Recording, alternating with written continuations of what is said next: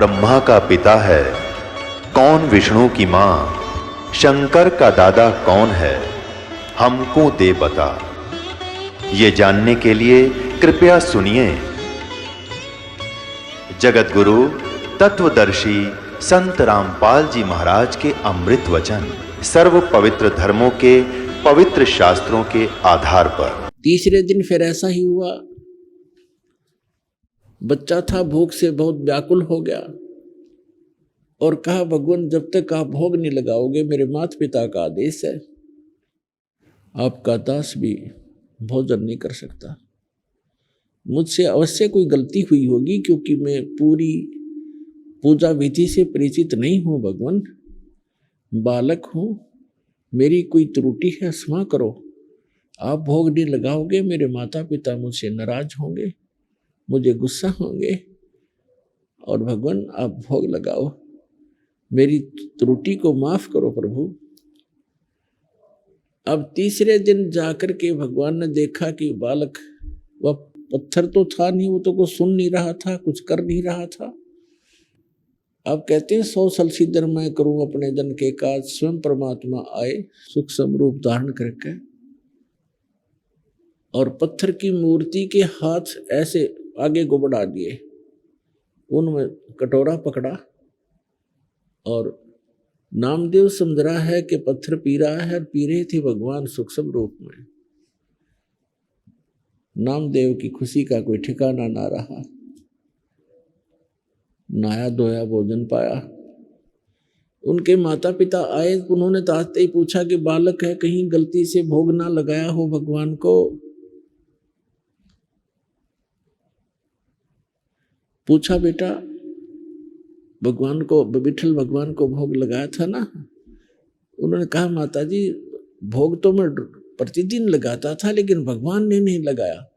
भगवान ने तीसरे दिन भोग लगाया, 2 दिन कुछ नहीं आहार किया, और मैंने भी कुछ नहीं किया। मैं भी दुखी बहुत हो गया था, भूख बहुत सताती थी, लेकिन मैंने आहार किया नहीं। तीसरे दिन मैंने विशेष प्रार्थना की, भगवान भोग लगाओ, तब भगवान ने भोग लगाया। अब वो नामदेव के माता पिता उस बच्चे के मुंह की तरफ देख रहे हैं कि ये झूठ बोल रहा है। ये कह रहा है कि तीसरे दिन भगवान ने दूध पी लिया, विठल भगवान की मूर्ति ने। तो उन्होंने सोचा ये झूठ बोल रहा है, इसने भोग भाग नहीं लगाया और हमसे डरता कह रहा है। लेकिन बच्चे के आव भाव से लग रहा था कि झूठ नहीं बोल रहा। तो उन्होंने पूछा, बेटा सचमुच भगवान ने दूध पी लिया? तीसरे दिन पिया माँ। पिताजी तीसरे दिन पिया। अच्छा, कैसे? हमारे सामने पिला के दिखा। अगले दिन सुबह उसी तरह दूध का कटोरा लेके स्नान करके रख दिया, दूध नहीं पिया विठल ने। अब नामदेव ने कहा, भगवान आपका दास आज मेरे माता पिता के सामने झूठा सिद्ध होगा, मुझसे फिर अवश्य कोई त्रुटि हुई होगी। भगवान, हे मालिक आप तो दयालु हो, भोग लगाओ प्रभु। उसी समय माता पिता के सामने मूर्ति के हाथ बड़े बड़े हुए, ऐसे जैसे आम हाथ होते ऐसे बन गए, और कटोरा पकड़ा और ऐसे दूध पी लिया। अब नामदेव के पिता के खुशी का ठिकाना नहीं रहा। उसने सारे गांव में बता दी कि मेरे पुत्र ने विठल भगवान को भोग लगा दिया, भगवान ने दूध पिया, हमारे सामने पिया। किसी गांव वाले का ये विश्वास नहीं हो कि झूठ बोलते हैं, बाउंडर फैलाते हैं, दुनिया को भ्रमित करते हैं। ये अपने बेटे की महिमा बनाना चाहता है, इसको महंत बनाना चाहता है। जैसा जैसी सोच जिसकी थी, पंचायत हो गई कि पंचायत के अंदर विठल भगवान की मूर्ति रखी जाएगी, उसमें दूध पिलाएगा तेरा पुत्र, मानेंगे नहीं तो देश निकाला देंगे, तुम्हें गांव से निकालेंगे। पंचायत होगी, विठल भगवान रख दिए। नामदेव के पिता नामदेव पंचायत में हाजिर हुए। तब कहा कि नामदेव यहां हमारे सामने मूर्ति को भोग लगा के दिखा। रख दिया दूध। काफी देर होगी, जब सब लाल पीले हो गए, झूठा है, कपटी है, देखा ना, तब नामदेव ने कहा कि हे भगवान, मुझ दास के कारण मेरे माता पिता दुखी हो गए, इनको देश निकाला मिलेगा, आपके भगत थे, हे दाता भोग लगाओ। उसी समय उन सबके सामने ऐसे हाथ निकले मूर्ति से और गट गट दूध पी लिया उस परम पिता ने। बोलो सतगुरुदेव की।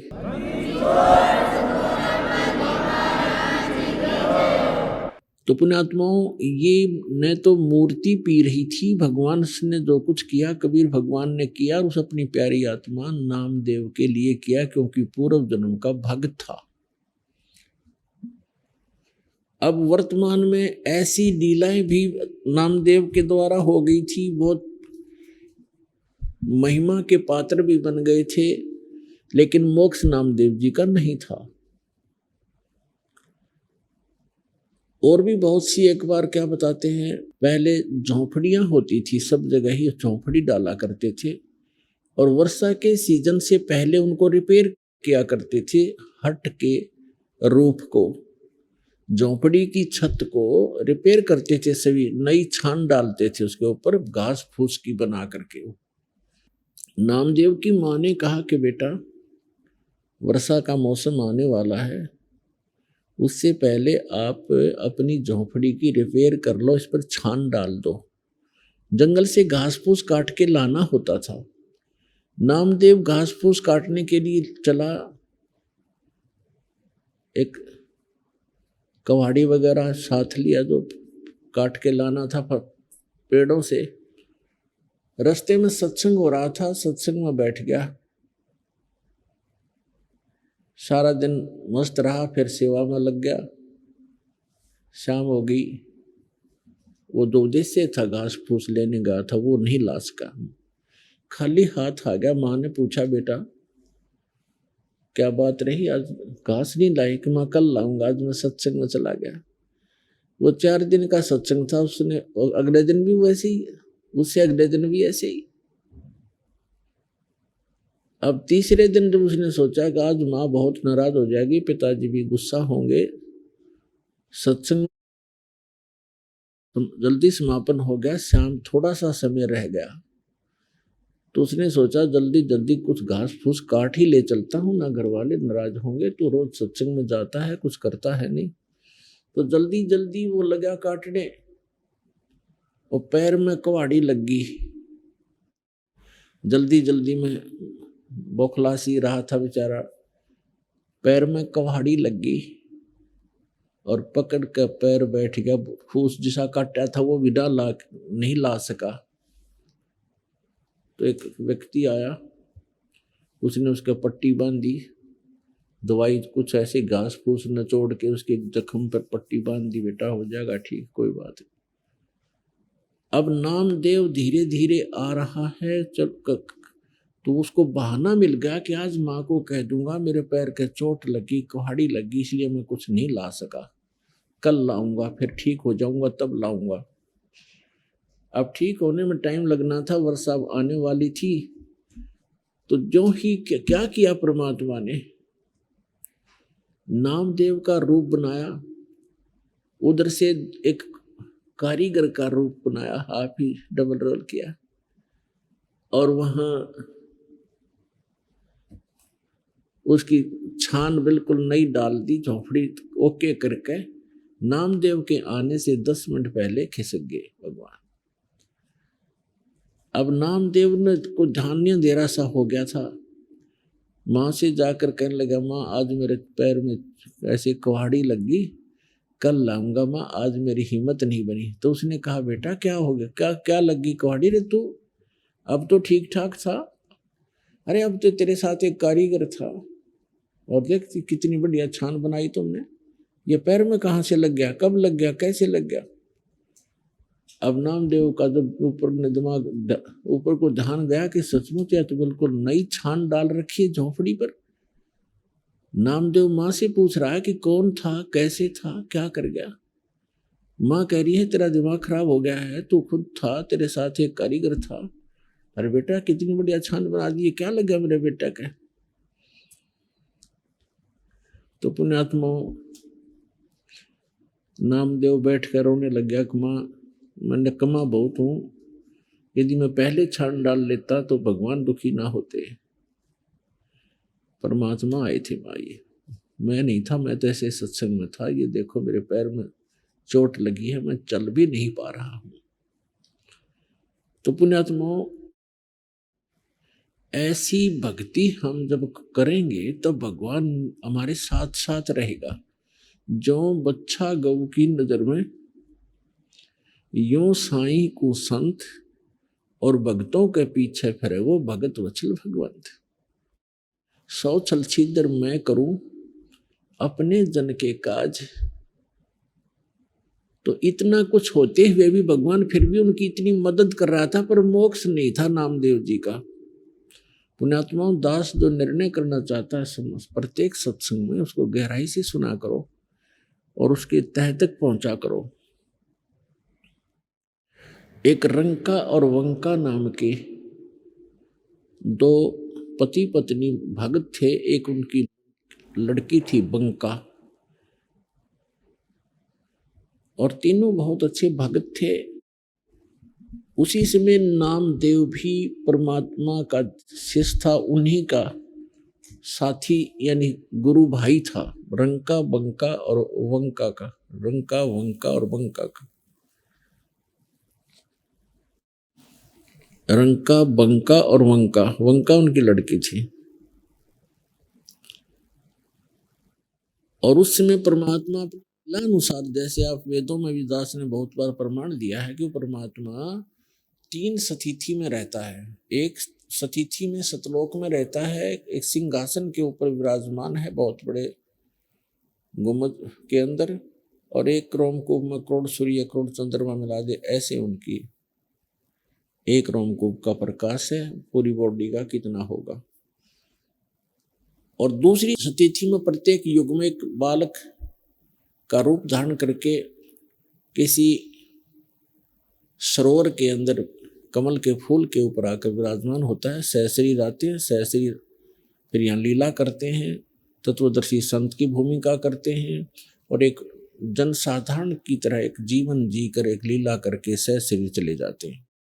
और तीसरी स्थिति में वो कभी भी आकर के साधु संत का रूप बना करके कहीं प्रकट हो जाते हैं, वहां भक्तों को ज्ञान देते हैं, उपदेश देते हैं। ये वो परमात्मा का विधान है। तो तीसरे विधान अनुसार वो परमात्मा पहले तो कहीं प्रकट हो जाते थे, क्योंकि पहले कन्वेंस थी नहीं, अक्षेत्र के लोग दूसरे अक्षेत्र को नहीं जानते थे, और साधु संत आते थे। कई साधु संत ऐसे होते थे जो अपना परिचय ही नहीं देते थे, और भक्त भी ज्यादा जानने की चेष्टा नहीं किया करते थे। तो इस प्रकार परमात्मा वहां रहा करते थे एक संत के रूप में। रंका बंका एंड वंका और नामदेव तथा अन्य ग्रामीण गांव के लोग बहुत से उनके शिष्य बने थे। अब नामदेव जी को परमात्मा ने ओम मंत्र दिया था। ओम नाम का जाप वो पहले ही करता था, भगवान की शरण में आने से पहले ही। तो उसके आधार से वो क्या कर रहा था, एक दिन परमात्मा कबीर भगवान जो है उन्होंने अभी आकर के ये सब पूरे मंत्र डिक्लेयर करने थे, पहले नहीं करते थे वो। पहले तो अपने वचन से, आशीर्वाद से, धर्म भंडारे करवा के उनकी बैटरी चार्ज कर देते थे कि इनको मनुष्य जीवन मिलते रहे। तो उसमें नामदेव जी ओम नाम के जाप की पहले कमाई की हुई थी, पिछले जन्मों की भी, उस जन्म में भी करते थे। लेकिन परमात्मा ने उनको सतनाम नहीं दिया था तब तक, क्योंकि जब तक परीक्षा में खड़े नहीं हो जाते भक्त तो सतनाम नहीं दिया जाता था। पहले तो बिल्कुल ही नहीं दिया जाता था, एकाध भक्त को दिया गया था, उसको फिर प्रतिज्ञा करवा दी थी कि आगे किसी को बताना नहीं। एक दिन नामदेव जी कहीं से आ रहे थे और नगर में प्रवेश कर रहे थे अपने में, और वहां एक मंदिर के अंदर ब्राह्मण लोग परमात्मा की आरती उतार रहे थे। बहुत जोर की लय लगा रखी थी, सुर लगा रखा था, और घंटियां बजा रहे थे। खड़े होकर के आरती संपन्न कर रहे थे। नामदेव जी भी अपने पैर के जूते निकालकर और उन ब्राह्मणों के अंदर मंदिर में पहुंच गया, और हाथ से जूतों से घंटी का काम कर रहा है। अब वहां पुजारी ने देखा, ब्राह्मण ने,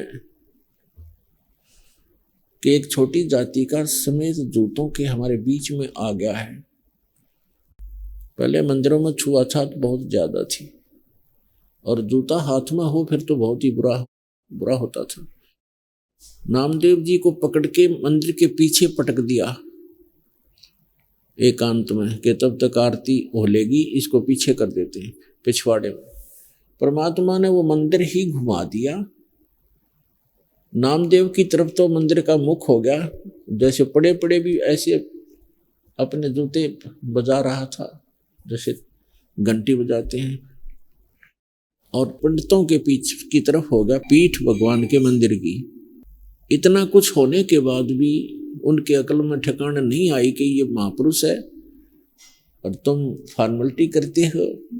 जिस मंदिर को तुम सही मान रहे हो वही घूम गया, जिसके लिए फिर भी अकल ठिकाना नहीं आई। हम इतने अहंकारी और अज्ञानी व्यक्ति हो जाते हैं अपने स्वार्थवश। नामदेव की तरफ कोई ध्यान नहीं उन्हें रहा, बल्कि उसको उठाकर भगा दिया वहां से।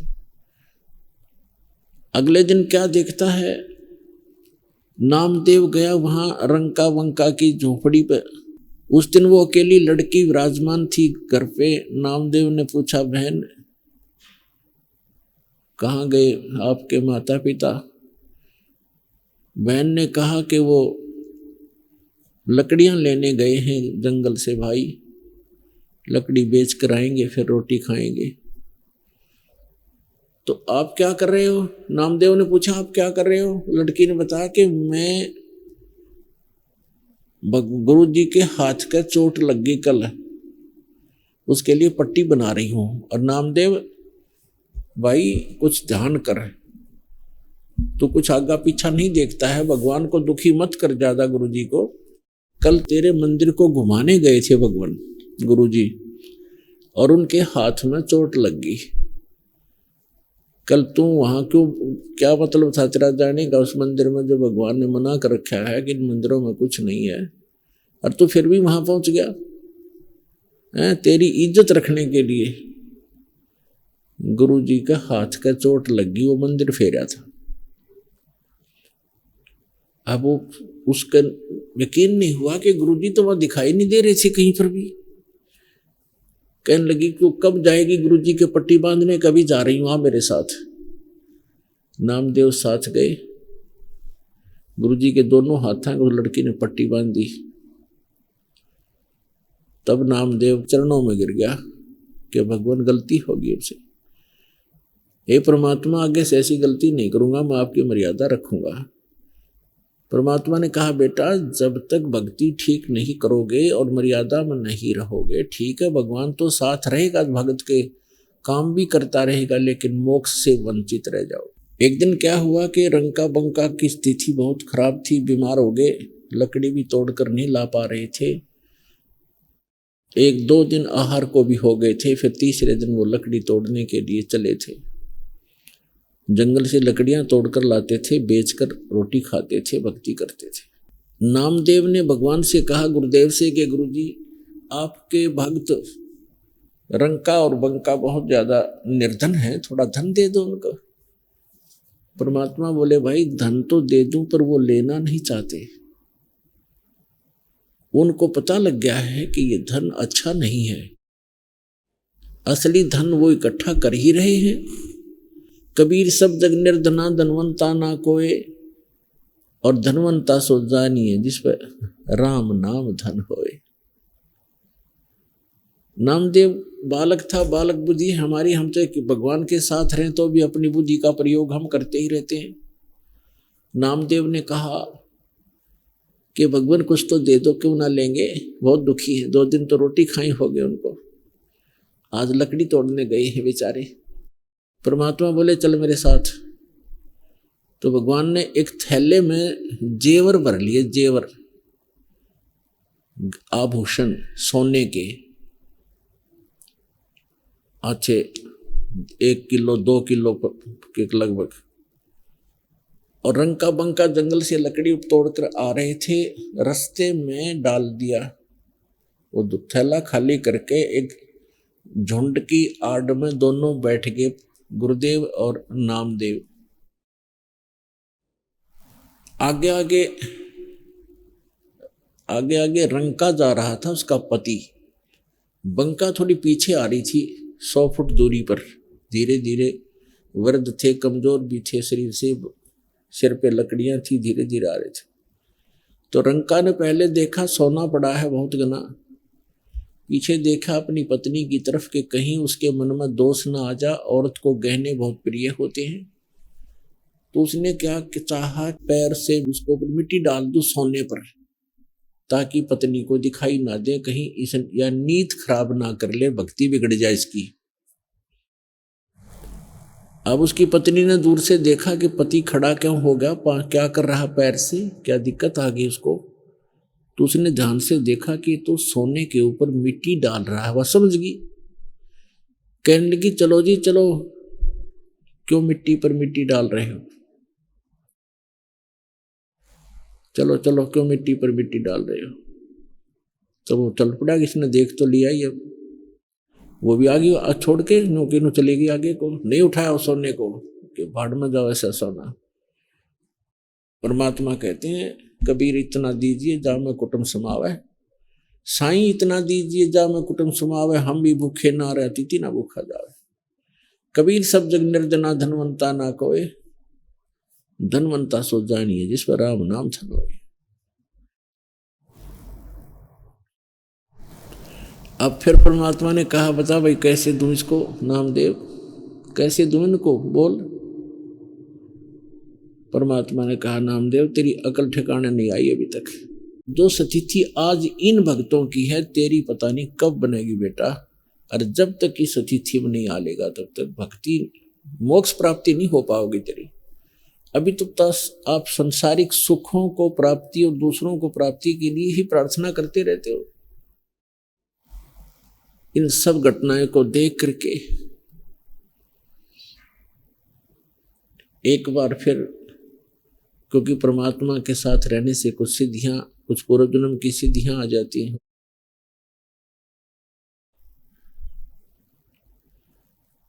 तो इस प्रकार पुण्यात्मा नामदेव जी को फिर परमात्मा ने पुनः उपदेश दिया, दोनों मंत्र दिए, तब उस पुण्यात्मा का मोक्ष हुआ। कहते नामा छिपा ओम तारी, पहले ओम की रट लगा रखी थी उसमें, उसकी तारी माने लौ लाग रही थी, ओम नाम ही जाप करता था। फिर परमात्मा ने सब भेद बताया मंत्रों का, पीछे सोहम भेद विचारी, और सार शब्द पाया जद लोई, आवागमन बहुड़ ना होई। नामा छिपा ओम तारी, पहले ओम की जाप करता था, ओम की भक्ति करता था, ओम मंत्र की। पीछे सोहम भेद विचारी, बाद में परमात्मा ने उसको विस्तार के साथ इस मंत्र की महिमा बताई कि इसके बिना बात नहीं बने, ये 2 अक्षर का सतनाम बनता है। और फिर उसने सच्चे दिल से स्वीकार किया, सत भक्ति की, और संसारिक जो अन्य जो इच्छाएं थी वह खत्म की। फिर परमात्मा ने उनको सार शब्द दिया, तब नामदेव का मोक्ष हुआ। आगे उनको प्रतिबंध लगा दिया था कि आगे इसके बारे में किसी को बताना नहीं, जिक्र भी नहीं करना आपने। ऐसा ही हुआ। तो पुण्यात्माओं यहां बताया है भाई, नामदेव नाम निरंजन राते, जाकी छान छवाई। यानी भक्त पूर्व जन्म के संस्कार से, देखो पुण्यात्मा मंदिर में और मूर्ति की पूजा मेरे ख्याल में हिंदू धर्म में सबसे घनी है, और आज तक किसी की मूर्ति ने दूध ना पिया नामदेव ने छोड़ के। तो क्या कारण था? पिछले ही तप से होते हैं पूर्ण हंस मुराद, उनके पिछले संस्कार थे और उनसे इतना भी लाभ हो गया, लेकिन मोक्ष फिर भी नहीं था। तो मोक्ष अलग वस्तु है, और ऐसी कोई घटना किसी संत भगत के साथ घट भी गई है तो उससे मोक्ष नहीं है। तो इसलिए ज्ञान को आधार बनाकर इस भक्ति सफर पर आप चलोगे तो सफल होगे। तो वो मंत्रों से लाभ होगा, मंत्र जो पूर्ण हो, मर्यादा पर होगे तो बात बनेगी। फिर क्या बताते हैं भाई, काशीपुरी कबीरा होते ताही लखो रे बाई, बन के सो बंजारा उतरे, 9 लाख बालद आई, मन तू सुख के सागर बसरे, भाई और न ऐसा यस रे। अब कहते साईं इतना दीजियो, जा में कुटुंब समावे, हम भी भूखे ना रहें, अतिथि ना भूखा जावे। परमात्मा ने, पुण्यात्माओं देखो, परमात्मा ने हमें आकर के सब मार्ग बताए हैं। अब जैसे स्वामी रामानंद जी को परमात्मा मिले, सचखंड लेकर गए, फिर वापस छोड़ा, तब उन्होंने कहा था दोहू ठोर है एक तू, कबीर भगवान को कहा था। 104 वर्ष के स्वामी रामानंद ब्राह्मण थे, महर्षि, वेदों के, गीता पुराणों के मर्मज्ञ ज्ञाता माने जाते थे। परमात्मा से परिचित होने के बाद कहते हैं कि दोहू ठोर है एक तू, भया एक से दो, गरीब दास हम कारणे तुम आए हो मगजो। फिर क्या बताया है कि तुम साहेब तुम संत हो, तुम सतगुरु तुम हंस, गरीब दास तेरे रूप बिना और न दूजा अंश। बोलत रामानंद जी और सुनो कबीर करतार, गरीब दास सब रूप के तुम ही सिरजनहार। मैं भक्त मुक्त हुआ, मैं भक्ता मुक्ता भया, कर्म कुंड भयो नाश, गरीब दास निज ब्रह्म तुम, मेरा हो गया दृढ़ विश्वास। अब कहने का भाव ये है कि वो परमात्मा ही यहाँ आकर के एक जीवन जीते हैं, एक अच्छे नागरिक का रोल भी करते हैं, भूमिका करते हैं, एक अच्छे भक्त की भूमिका भी करते हैं। दास कबीर, दास कबीर, कबीर दास। सर्वसमर्थ होते हुए कहा कि यहाँ के लोक में ये लोक सब नकली साहबों का है, और यहाँ जो साहब बनेगा वो खराब होगा, और जो दास बनेगा वो पार होगा। तो यहाँ परमात्मा ने एक रिहर्सल करके दिखाई, कबीर दास कि मैं दास कहूंगा, मेरे बच्चे भी ऐसे बोला करेंगे तो इनका कल्याण होगा, अहंकार घटेगा, अहंकार जिसके अंदर है परमात्मा दूर हो जाते हैं। तो इस प्रकार परमात्मा हमें एक रिहर्सल करा करते और हमें विश्वास दिलाना चाहते थे कि तुम मुझ पर ऐसे विश्वास करो जैसे मैं कर रहा था भगवान पर। अपनी ही लीला डबल रोल करके बता रहे हैं कि एक अच्छे भक्त को इतना विश्वास के साथ मेरी भक्ति करनी चाहिए। जैसे परमात्मा कपड़ा बुनते थे, कबीर भगवान सारी सृष्टि के रचनहार, सबके पालनहार, अनंत कोट ब्रह्मांड जिसके वचन से चल रहे हैं, वो एक झोंपड़ी में रह रहा है, कुटिया में, और कपड़ा बुनता है। उस कपड़े को बुनकर जो भी मेहनताना मिलता है उससे अपना परिवार पोषण करते हैं। परमात्मा का परिवार कौन कौन थे? उनकी कोई पत्नी नहीं थी, विवाह नहीं किया था। नीरू और नीमा नाम के 2 दुल्हे थे, उनको परमात्मा लहर तारा नामक तालाब के ऊपर प्राप्त हुए थे, कमल के फूल पर शिशु रूप में। तो वहां से वो ले आए थे उठा करके, धीरे धीरे बड़े हुए, फिर जुलाहे का काम करने लगे, अपने मुंह बोले माता पिता के साथ हाथ बटाने लगे।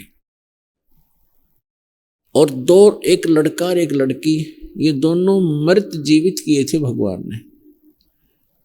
12-13 वर्ष के थे दोनों ही। तो ये बच्चे अपने पास रखे थे पुत्र पुत्री के रूप में। ये परिवार था। ये परिवार इसलिए अनिवार्य था, दाता ने दिखाना था कि परिवार के पोषण के लिए अपना निर्वाह भी करते रहो, भगवान में कोई बाधा नहीं आओगी, भक्ति भी करते रहो। भक्ति तो ऐसे आसान है, काम करते करते नाम उठत नाम बैठत नाम सोत जागबे, नाम खाते नाम पीते नाम से तिलाग बे। तो कबीर परमात्मा कहते हैं कि कपड़ा बुनने से कठिन काम नहीं होगा शायद। एक एक बारीक बारीक तार को ऐसे डालना ऐसे डालना, और उसको डालते डालते भी सिमन किया करते थे। और जो मेहनताना में आता था उसकी बुनाई, उससे उस परिवार का पोषण भी करते थे। और फिर भी कुछ बच जाता था, उसी में से धर्म दान भी करते थे, भंडारा भी करते थे।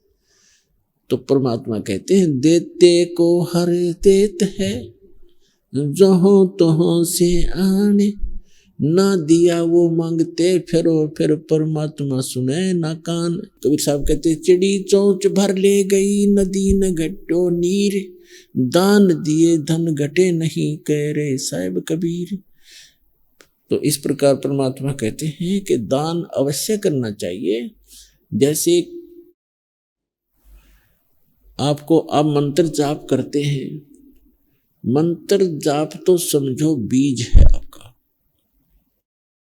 और ये दान धर्म पांचों यज्ञ जो करनी होती है, ये उसमें उस भक्ति रूपी बीज को पौधा पेड़ बनाने के लिए सिंचाई का काम करते हैं। तो ये सिंचाई भी कंपलसरी है, यानी दान पांचों यज्ञ भी चाहिए। एक यज्ञ है धर्म की, दूसरी यज्ञ है ध्यान, तीसरी यज्ञ हवन की, चौथी यज्ञ प्रणाम, और पांचवी यज्ञ ज्ञान की। तो ज्ञान यज्ञ ये सत्संग है।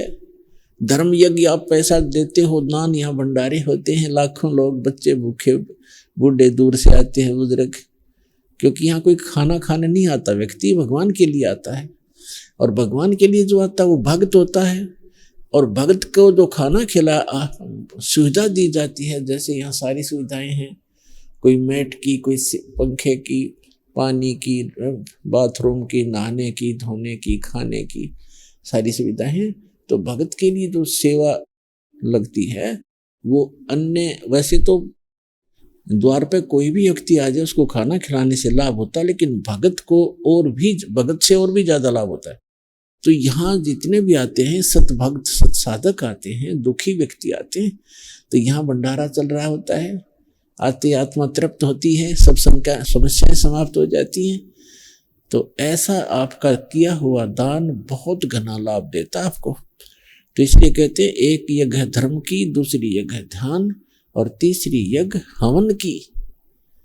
ध्यान यज्ञ है, जैसे एक यज्ञ है धर्म की, धर्म याते भोजन भंडारे सारी सुविधाएं प्राप्त हैं, पानी है। फिर ध्यान यानी आप यहाँ आते हो तो परमात्मा की याद ही रहती है, यहाँ चर्चा चलती है तो भगवान की ही चलती है। यहाँ आकर भी कोई नालायक इधर उधर की गप्पे मारता है तो भक्त नहीं है।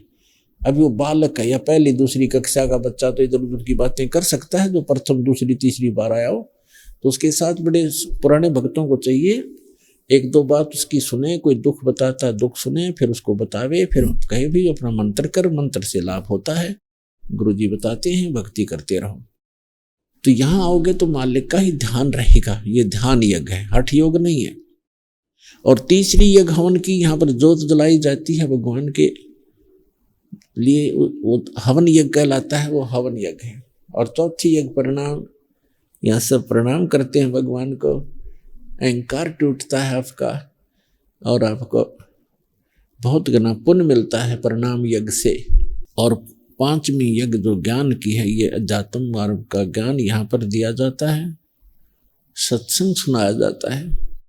तो ये पांचों यज्ञ अनिवार्य हैं इस भक्ति रूपी पौधे को, भक्ति रूपी फसल को सफल बनाने के लिए। तो इस प्रकार पुण्यात्मा परमात्मा के मार्ग में आप जब लगोगे तब पता चलेगा। अब परमात्मा कहते हैं कल पे कारण कौन है, कर सेवा निकाम, मन इच्छा फल दूंगा जो पड़े जनीते काम।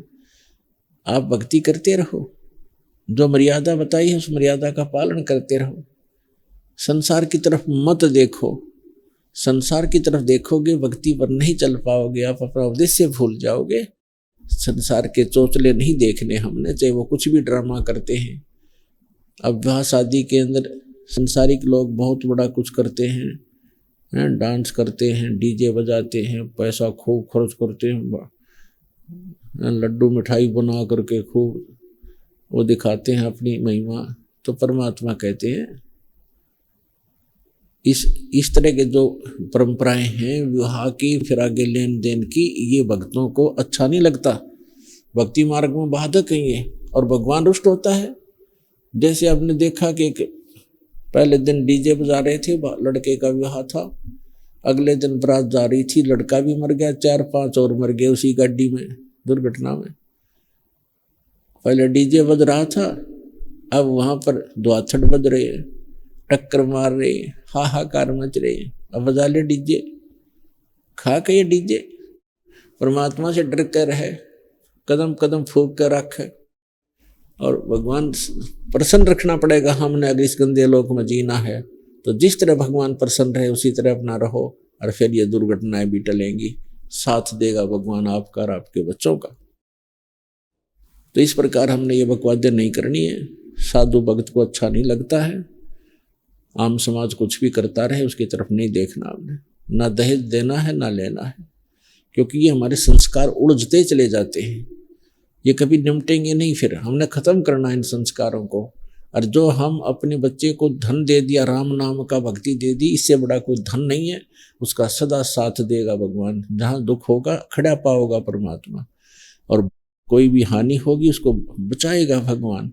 तो माता पिता नहीं बचा सकते, कितना धन दे सकते हैं अपने बच्चों को हम, कितने दिन तक उसका पालन कर सकते, नहीं हो सकता। तो भगवान पर विश्वास करना सिखाए बालक को, और पूरी दृढ़ता लाए, भक्ति दे उसको, तो वो सुखी रहेगा। उसके संस्कार भी समाप्त हो जाएंगे सदा के लिए। अब चलेंगे वहाँ पीछा छुटवाएंगे, सदा सुखी रहा करेंगे।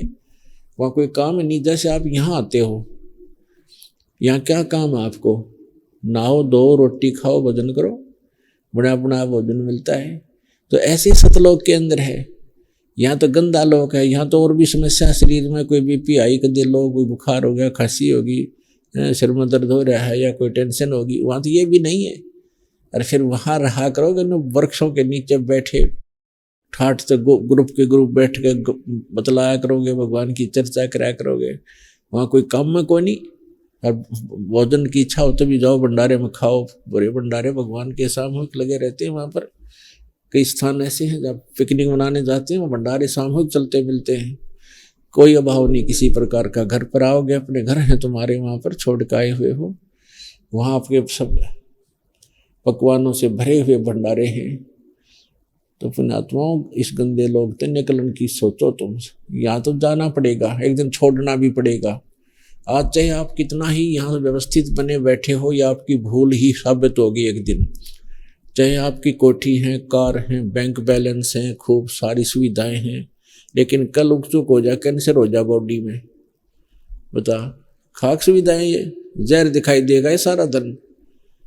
तो बच्चों, यहाँ से निकलने की चेष्टा करो जितना हो सकती है। तो क्या बताते हैं परमात्मा? कहते हैं कि साईं इतना दीजिए जिसमें कुटुंब समावे, हम भी भूखे ना रहे, अतिथि ना भूखा जाए। एक रिहर्सल करके दिखाई दाता ने। परमात्मा कबीर जी तत्व ज्ञान सुनाया करते थे, सच्चाई बताया करते थे, और कहा करते थे कि 3 देव की जो करते भक्ति, इनकी कदे ना हो मुक्ति। उधर से परमात्मा मुसलमानों को भी कहा करते थे कि हिंदू हदीरे पूजही और मुस्लिम पूजे घोर, कहे कबीर दोनों की अकल न ले गए हैं चोर। हिंदुओं के गुरुओं को, मुसलमानों के मुल्ला और पीर काजियों को परमात्मा कहा करते कि ये दोनों ही तुम्हें मिसगाइड किए हुए हैं, इनको ज्ञान नहीं है, ये परमात्मा से परिचित नहीं है, और जो साधना तुम्हें करनी चाहिए इनको खुद ही स्वयं ही मालूम नहीं है, तुम्हें मिसगाइड किए हुए हैं। इन बातों से दोनों ही दुखी हो गए। भगवान को पहले तो बहुत सताया, कबीर साहब को मारने की चेष्टा की, बहुत बड़ा तंग किया, कोई बदमाश भेजकर उनको पीटना चाहा, मरवाना चाहा, नहीं सफल हुए। जब सब कुछ करके थक गए तब अंत में उन्होंने एक स्कीम बनाई। हिंदुओं के गुरुओं ने और मुसलमानों के काजी और मुल्लाओं ने, कि ना ये मारे से मर रहा है और हमारी सब बिगाड़ करता जा रहा है, हमारा समाज से ये रोजी रोटी का धंधा बंद करवाने जा रहा है, ये ऐसी ऐसी बातें करता है, लोगों को जल्दी स्वीकार्य हो जाती हैं, इसका ऐसा करो कि ये काशी छोड़कर भाग जाए। सब ने मिलकर एक स्कीम बनाई कि झूठी चिट्ठियां लिख दी भारतवर्ष के सभी साधु संत फकीरों के डेरों में, और लिख दिया कि कबीर नाम का व्यक्ति जो काशी में रहता है 3 दिन का भंडारा करेगा और सभी अपने शिष्यों समेत आना है, और प्रत्येक भंडारे में ये प्रत्येक भोजन के उपरांत एक असरफी देगा, एक दोहर देगा। असरफी सोने की यानी 10 ग्राम सोना एक बार में देगा,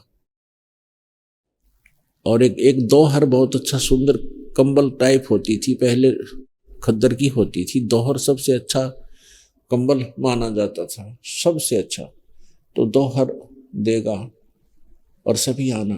अब इस लालच में सभी मंडलेश्वर अपने छोटे बड़े बीमार रोगी सब चेलों को ले आए। कहने का भाव ये है कि निश्चित तिथि जो रखी थी उस दिन 18 लाख साधु संत और काशी के सारे इकट्ठे होकर काशी का चूल्हा न्योत कर रखा था, वो सभी उस काशी के बाजार में, काशी के शहर के आसपास बाहर खड़े हो गए। रविदास जी सुबह सुबह आए घूमने के लिए, उन्होंने पूछा भी महात्माओं आज कोई समागम है क्या? उससे पहले 1-2 ने और पूछ लिया था उन महात्माओं से, बाहर से आए उनसे, कि तुम कैसे आए हो? तो वो कहने लगे, अरे काशी वालों तुम कौन सी दुनिया में रहते हो, हमसे पूछ रहे हो, तुम्हें मालूम नहीं कि कबीर नाम का कोई व्यक्ति है, कबीर दुलाहा, और वो भंडारा करेगा, इसलिए आए हम। रविदास जी ने सोचा भाई कोई गड़बड़ कर दी नजर निकम्मा ने, किसी ने गड़बड़ कर दी, झूठी चिट्ठी पाऊंगी। कहने लगे आपके पास कोई पत्र गया है? रविदास जी ने पूछा, हाँ। सब ने बताया कि पत्र गया हमारे पास, ये देखो पत्र है हमारे पास, 3 दिन का भंडारा है, और प्रत्येक भंडारे में प्रत्येक भोजन में एक असरफी मिलेगी और एक दोहर मिलेगी। रविदास जी तो समझ गया उनकी चाल है लोगों ने, ये तो सफल हो गया आज अपनी चाल में। रविदास जी पहुंचे कबीर साहब की झोंपड़ी पर और जाके सारा वृत्तांत बताया। तो कबीर साहब ने कहा कि बैठ जा भक्त, आ जा, कुंडी लगा ले, भीतर बैठ जा। और वही ये तो जीने नहीं दे, मेरे को तंग करेंगे ही करेंगे, क्योंकि इन तो दुनिया को गुमराह करना है और मेरा उद्देश्य इनसे बचाना है, और ये ज़्यादा है, मैं अकेला हूँ, और आज का दिन काट लूँ। और रविदास रात में मैं अपने बच्चों को, अपनी माता पिता को, मुँह बोले माता पिता, मुँह बोले बच्चों को साथ लेकर या नगरी त्याग दूंगा। ये चाहते यही है कि ये भाग जाए यहाँ से, ये रिलीफ महसूस कर लेंगे, मैं चला जाऊंगा। अब ये तो ऐसे दुखी रखेंगे ही रखेंगे, बैठ जा तू, बैठ जा। अंदर बैठा लिया, अंदर से दरवाजा बंद कर लिया। आइए अब हम उन श्रद्धालुओं के अनुभव जानते हैं जो जगत गुरु तत्वदर्शी संत रामपाल जी महाराज जी से दीक्षा प्राप्त कर चुके हैं तथा उनके द्वारा बताए गए भक्ति मार्ग पर चल रहे हैं। नमस्कार जी। नमस्कार सर। क्या नाम है बहन जी आपका? कौशल दासी। बहन जी आप कहाँ के रहने वाले हैं? गांव सिवानी बोरन और जिला हिसार। बहन जी संत रामपाल जी महाराज जी से नाम दीक्षा आपने कब ली? 2011 में 12 फरवरी को। बहन जी संत रामपाल जी महाराज जी से नाम दीक्षा लेने से पहले आप क्या क्या भक्ति साधना करते थे? सर मैं मतलब कि दुर्गा पूजा जैसे होते नवरात्र ये रखती थी मैं, और मतलब कि व्रत रखती थी बहुत, जैसे कोई भी बताया जाता मैं सभी रखती थी। तो बहन जी, जो हिंदू धर्म के अनुसार आप भक्ति साधनाएं पहले करते थे, उनसे आपको क्या क्या लाभ हुए? मुझे कुछ लाभ नहीं मिला भगत जी। जैसे मेरी शादी नहीं हुई थी, मैं उस टाइम से ही रखती थी ये व्रत वगैरह, और शादी के बाद भी मैंने मतलब कि मेरे ससुराल में आके भी मैंने नवरात्रे रखे थे, लेकिन मुझे कुछ लाभ नहीं मिला था उनसे। जैसे भी पहले मेरी गुड़िया हुई, गुड़िया होने के बाद में उन्होंने मेरा दूध नहीं लिया, ऐसे ही मैंने पाली उसको, मतलब ऊपरला दूध पिला के पाली। कभी फट जाता था दूध, कभी कैसे ही दूध, मतलब कि वो बेटी बहुत ज़्यादा बीमार रहती थी मेरी। उसके बाद में बेटा हो गया तो ये भी बीमार रहने लगा, जैसे हाथ हो तो इसके सभी निकले। मैंने सभी 2 पूजाएं मतलब कि जितनी भी थी मैंने सब झाड़ पूछ करा, लेकिन कुछ भी आराम नहीं मिला इसको, और मेरा बेटा बहुत बीमार रहता था। तो आपने बताया कि आपका बेटा पहले से बीमार रहता था, तो आपके बेटे को क्या प्रॉब्लम रहती थी? जैसे उनके जोड़ निकलने, यहाँ से निकल जाना, यहाँ से असली वगैरह होती है वो निकल जाने, यहाँ से मोटा निकल जाने। तो मैं रोज ही जाके उनसे पड़ोसियों से उसके चकवा के लाती थी, और घर वाले बेचारे चकने के लिए तरसते थे, कहते क्या उठाएं इसको, इसके हाथ पैर तो निकलते हैं, हमारा जी तो करता है खिलाने के लिए, लेकिन फिर निकल जाएंगे इसके। अब मैं घर का काम करूँ या बच्चे को रखूँ, मैं बहुत रोती थी उस टाइम। फिर ये बीमार भी बहुत रहता था, जैसे जो दूध होता ना ऐसे तो इसकी उल्टी दस्त ऐसा बुरा हाल रहता था। एक बरवाले में डॉक्टर है बलवीर, मैं हर रोज वहाँ लेकर चली जाती थी इसको, लेकिन कुछ भी फर्क नहीं पड़ता था भगत जी। मैं बहुत रोती थी उस टाइम। मेरी एक सिस्टर थी बड़ी वाली, तो उनके ना मतलब के छाती थी एक साइड से, उनकी छाती में गांठ हो गई थी और उनको कैंसर बन गया था। हमने ना उसको बहुत दिखाया, बीकानेर तक भी लेके गए, लेकिन उसको कुछ लाभ नहीं मिला। वो आखिर में आके वो एक्सपायर हो गए। हमारे घर में बहुत ज़्यादा मतलब मुश्किलों का सामना करना पड़ता। हाँ, बीमार तो हम हमेशा ही रहते थे। जैसे भी मेरे भगत जी पलदारी करते थे, जितना भी कमा के लाते थे सभी बच्चों पे लग जाता था, बीमारी पे लगता। हमारे घर में कुछ भी लाभ नहीं था। कई टाइम तो भगत जी ऐसा आ जाता था कि 10 रुपये का दूध लेती थी मैं, बच्चों को पिलाऊं या मैं चाय पानी पिलाऊं, इतनी मुश्किलें आ जाती थी घर में। काम करते करते भी नहीं मतलब कि लाभ नहीं मिल रहा था किसी चीज़ का भी। और पलदारी का तो ऐसा काम था भगत जी, जैसे काम आएगा तो काम बन जाएगा, नहीं तो बस बेले बैठे रहना था।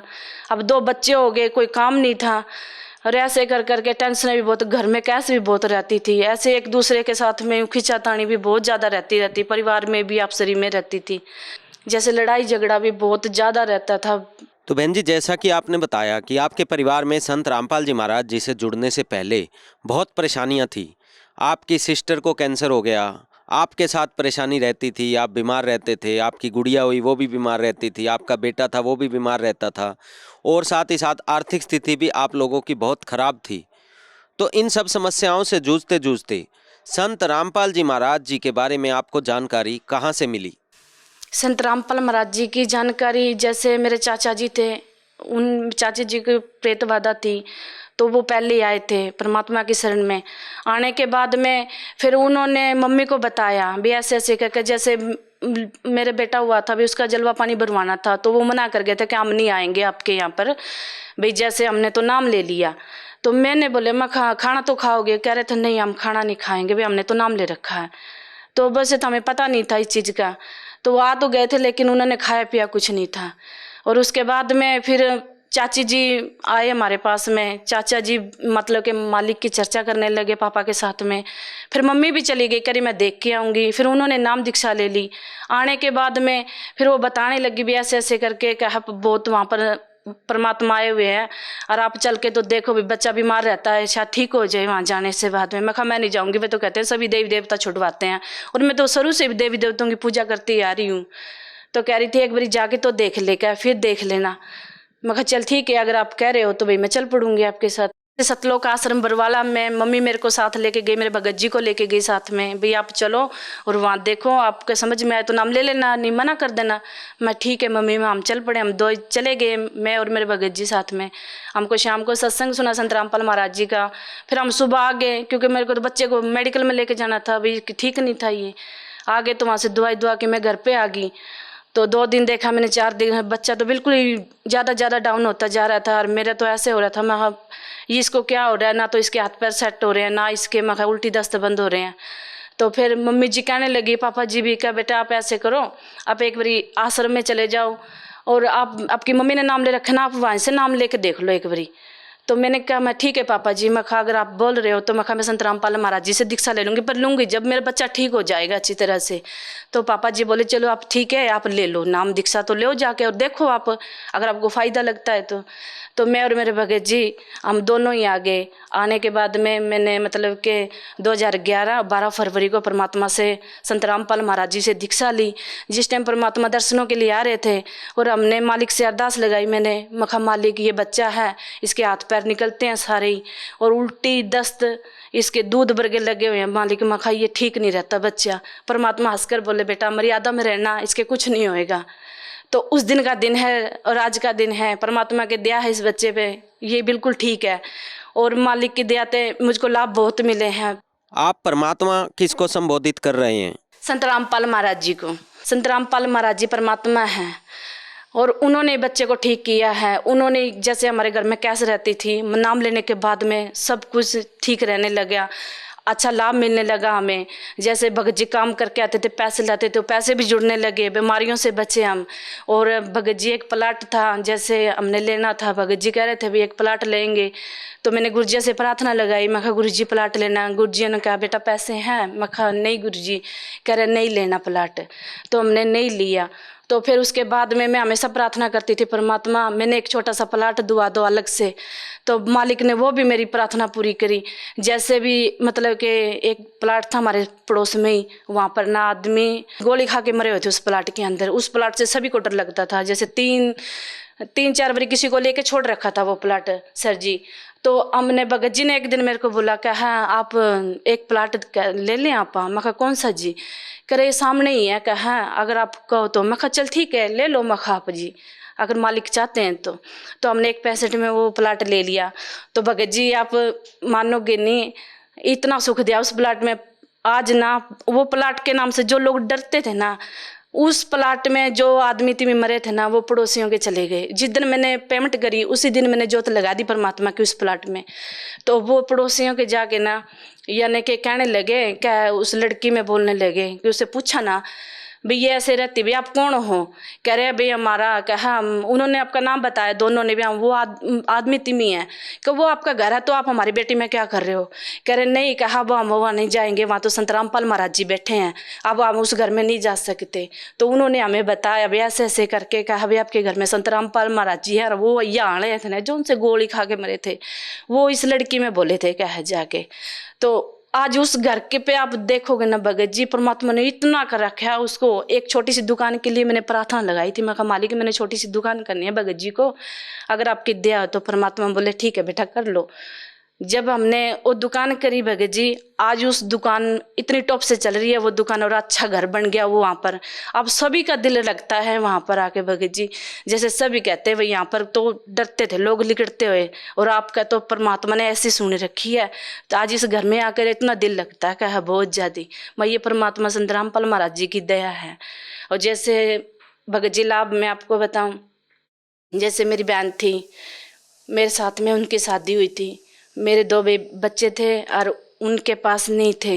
जैसे मेरे को भी दुख होता तभी मेरे 2 हैं और उसके पास नहीं है।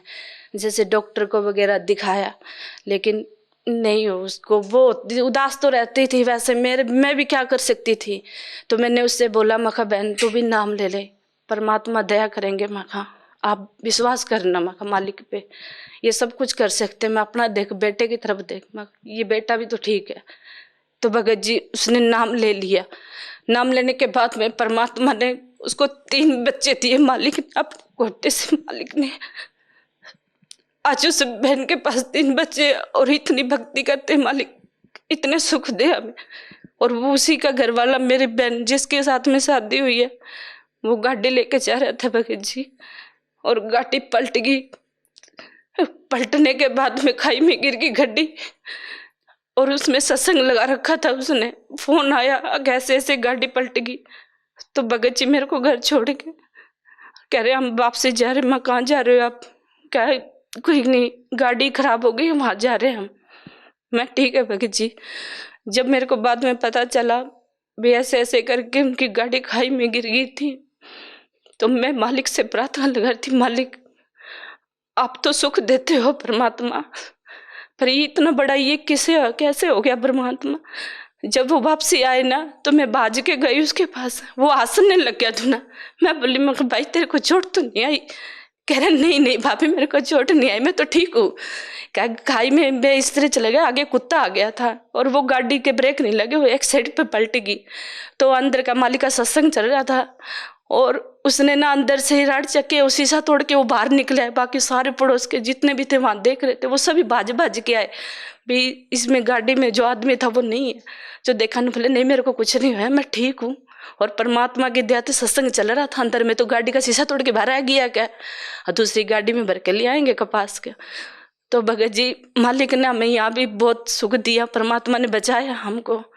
और मेरे भगत जी थे, जैसे सिलेंडर लेने के लिए जा रहे थे, आगे से बस आ गई और बग्गी आ गई, उसके बीच में मोटरसाइकिल लगा और जो चलाने वाला था वो गिर गया।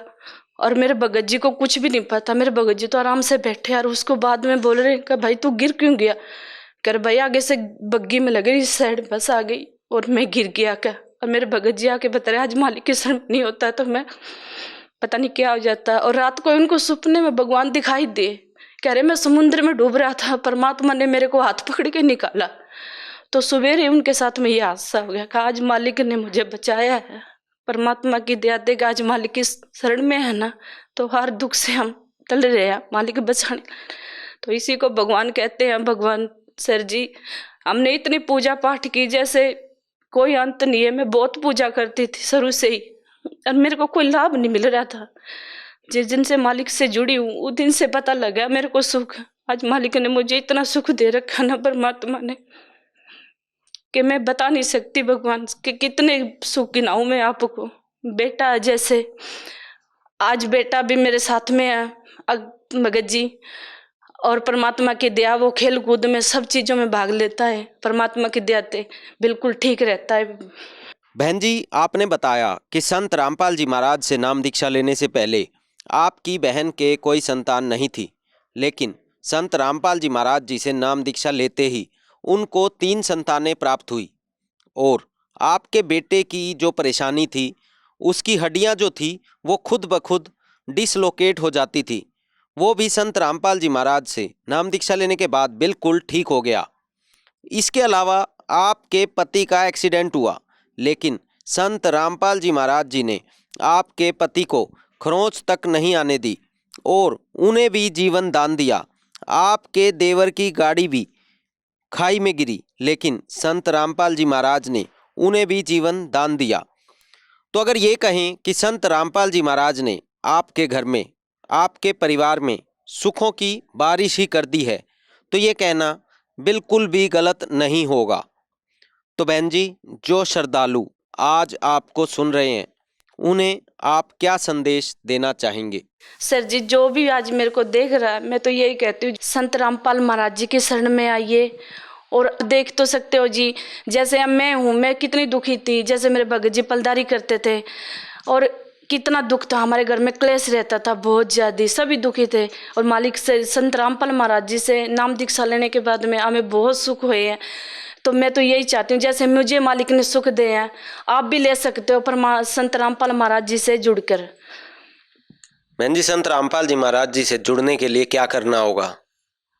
साधना चैनल पे आजकल तो बहुत चैनलों पे परमात्मा ने संत रामपाल महाराज जी के सत्संग आते हैं और उन पे एक पट्टी चलती है नीचे, वहाँ पर नंबर दिए गए होते हैं और आप उन नंबरों को मतलब कि कांटेक्ट करके आप किसी भी नामदान सेंटर पे फ़ोन करके मतलब बता देंगे आपको भाई कहाँ पर नामदान सेंटर है, तो वहाँ से आप नाम ले सकते हैं। धन्यवाद बहन जी। सत साहिब जी।